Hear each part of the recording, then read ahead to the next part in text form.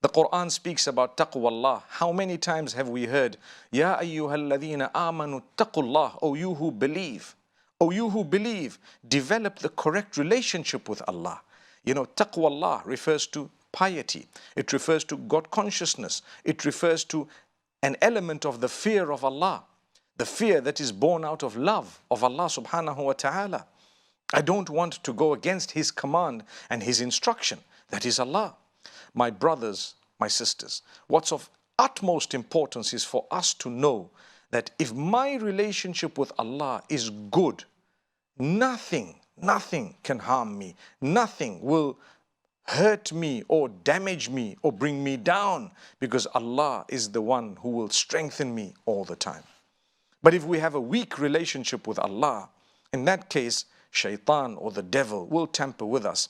We will not realize the importance of worship. We won't realize the importance of modest dress. We won't realize the importance of being upright, great character, great conduct, helping others, being kind to creatures of the Almighty, including animals. We won't realize the importance of worship because we don't even have a relationship with Allah Almighty.